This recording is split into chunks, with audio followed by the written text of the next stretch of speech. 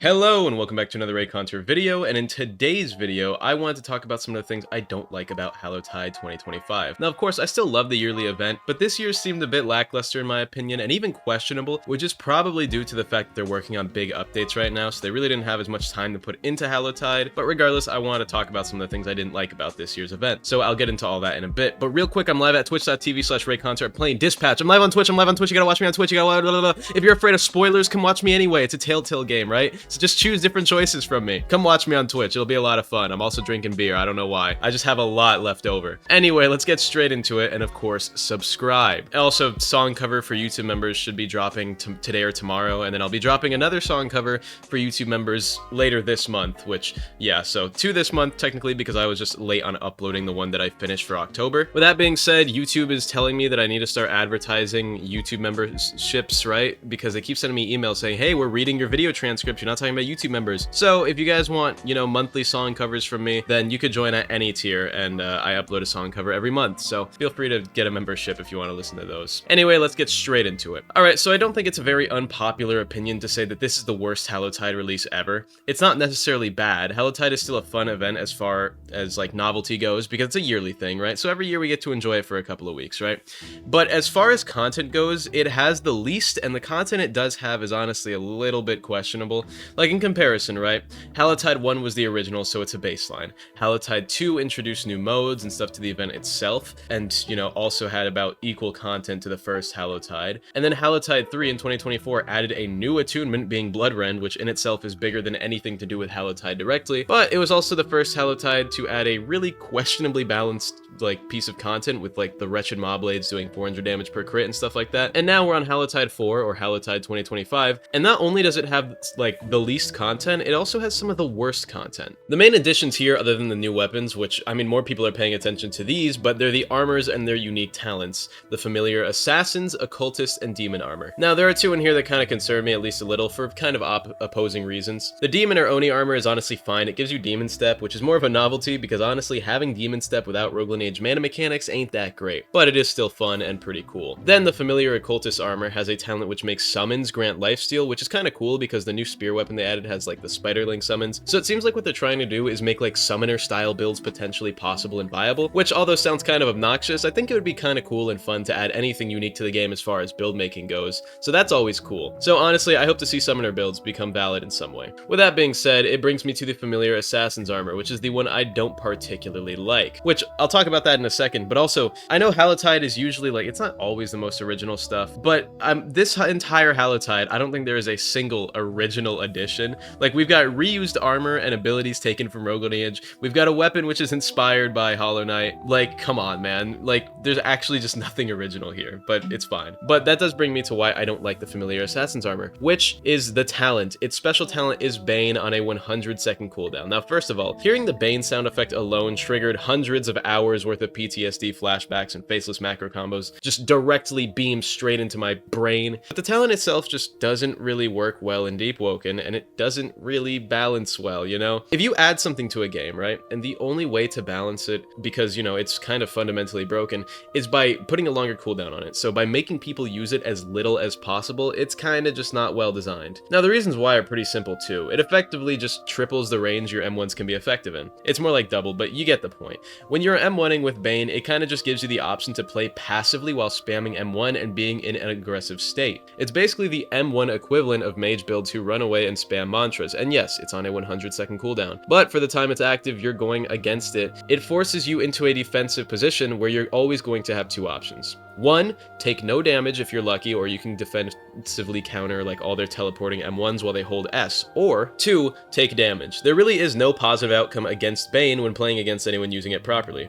And by properly, I mean playing like a bitch. And before someone comments, well, I don't do that and I started using Bane pretty recently, you're the minority and the exception, so obviously I'm not talking about you. But the talent was made in a way where fighting with it in the most effective use case is just playing lame. Now for reference, there are 3 states in fighting games generally, which starts in neutral, which is basically nothing is actively happening. The fight starts in a neutral, and parrying temporarily resets the fight into a neutral. So does running away sometimes, that it's kind of variable, but you get the point. This is a basic explanation, right? Then there's the offense, or attacking, in which one person is currently attacking, and they have the opportunity to do damage. And then there's defense or defending, which is obviously when someone is dealing with their current aggressor. There is generally a risk reward to each side, with neutral being, well, neutral. When you're the aggressor, your risk is going in and approaching your opponent and walking into your opponent's range with the potential reward of getting damage, and when you're defending, the risk is the potential to take damage, with the reward being a return to neutral with the opportunity to aggress against your opponent.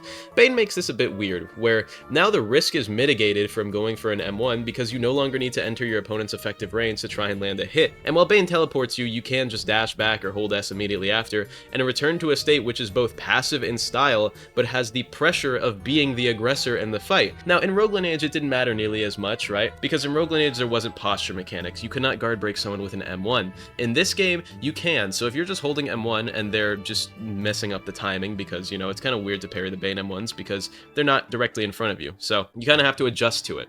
So you end up potentially taking posture damage to M1s, which normally you probably shouldn't, versus in Rogue Lineage, where you can kind of just hold F against someone using Bane. And although, yeah, there are ways to guard break people in Rogue Lineage, it's much easier to get out of the way from those in Rogue Lineage than it is from an M1 in Deepwoken. So this is just kind of stupid. Now, yes, I am ranting about a like 20-second agility Bane talent, right? But it's really because I think the game design is super interesting to talk about and draw parallels from in real life and other media. Because, yeah, it doesn't really matter that much, but it is fun to talk about. So let me give you guys a real-life crossover example.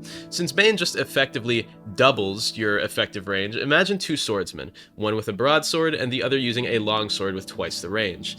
You see, the one with more range has more threat from a longer range, obviously, in which the broadsword knight can't attack him, so he's forced to be more defensive and fight for openings and hoping that his opponent makes a mistake, rather than being able to effectively create his own openings. It's the exact same thing that Bane does while it's active. So during the period of time that Bane is active, you can't effectively deal damage to the Bane user, while they can easily damage you from one mistake, right? Now, the longer swordsman, assuming they're both of equal skill, will always win. Now, does this really matter? Not necessarily. It's a short-lasting talent with a 100-second cooldown, but it can definitely make the difference in the fight, right? Like, definitely. Because, yeah, in that 15-second window that it's active, sure, you could maybe avoid it, but the point is, in that 15-second window, the only other opportunity is for you to take damage. You will always lose against Bane if you're not using it. And if two people are using it, it just comes down to who can M1 faster, right? Like, have you ever won a fight by 0.1% HP? Well, if your enemy had Bane, you probably would have lost that due to the pressure that Bane puts up and the fact that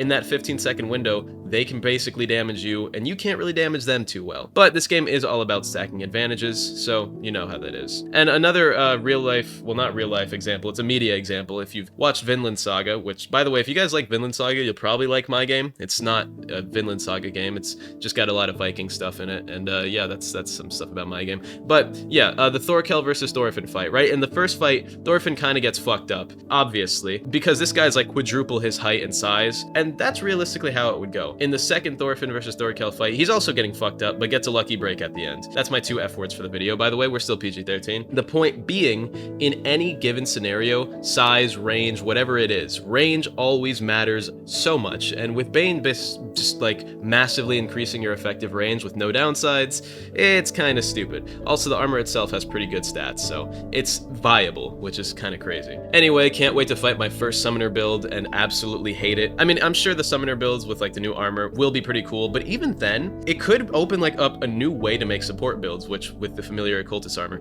because yeah, you could run it on like a summoner build and try to abuse that, or you could literally just run it on a support build, change some of like your mantra usage on the support build to run more summoner stuff, like the flame wisp, not the wisp, but the turret, flame turret or whatever, right? And then now you're able to leech health from enemies and then give it back to your allies with like Link Strider and stuff. So that's actually a really cool set of armor that I was also interested in seeing, because I think it has a lot of potential for support builds. Not that I like support builds, I will say this, I hate support builds, I think support build players are lame, but kind of cool that they gave it a good addition for once, right? Anyway, I hope you all enjoyed. Song cover dropping in a day or two, maybe today, and I'll have another one for YouTube members dropping later in November because, you know, obviously, this is the October one that I'll be uploading because I have been busy throughout Halloween weekend. Anyway, hope you all enjoyed. Shout out to YouTube members of tier 2 or higher. Green, Pickle, Goobka, High Card, Goobka again, just because I feel like it. Wizzy My Tizzy, Fun Guns, Elstern, Flying Noodle 559, Axelor, Philip, Simply Mo, Carlia, and Drizzy Drake Fan. I love you all. Have an amazing day as usual. YouTube, stop sending me emails about YouTube memberships. I'm talking about them now. So yeah, guys, buy a YouTube membership, membership. YouTube, stop sending me emails. Anyway, have an amazing day as usual, and goodbye.